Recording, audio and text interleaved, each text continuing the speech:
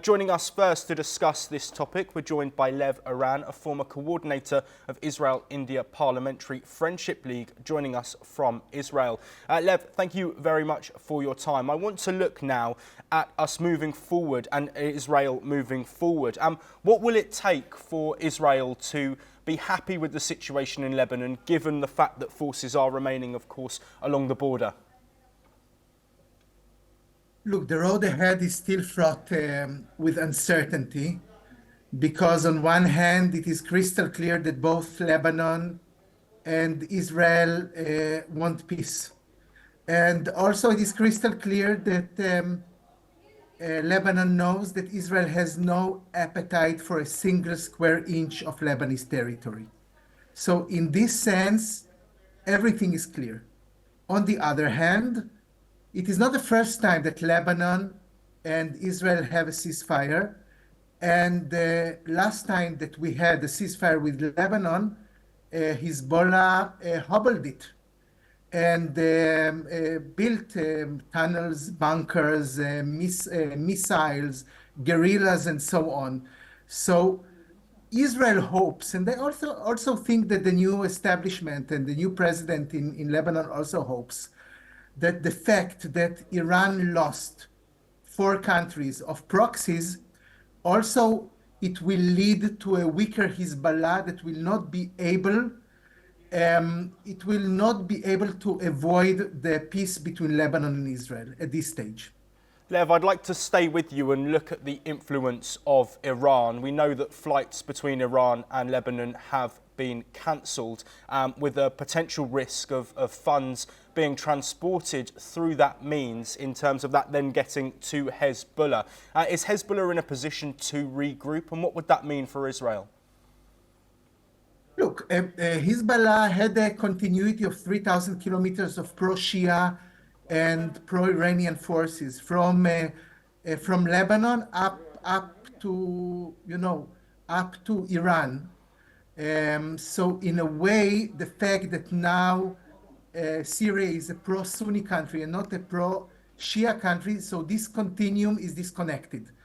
So we see a weaker Iran and we see a weaker Hezbollah, and we can hope that thanks to this, Hezbollah will not be able to avoid very important processes that we see, including IMEC from Mumbai to Haifa to Europe. Yes, also joining us to discuss these developments is Professor Rohan Gunaratne, who is a Middle East expert joining us from Singapore. Professor Gunaratne, thank you very much for your time. I want to now shift our attention towards the humanitarian situation in southern Lebanon. Lebanese civil forces have found 23 bodies with a chance of them finding more. What does this mean for the communities of those southern Lebanese areas?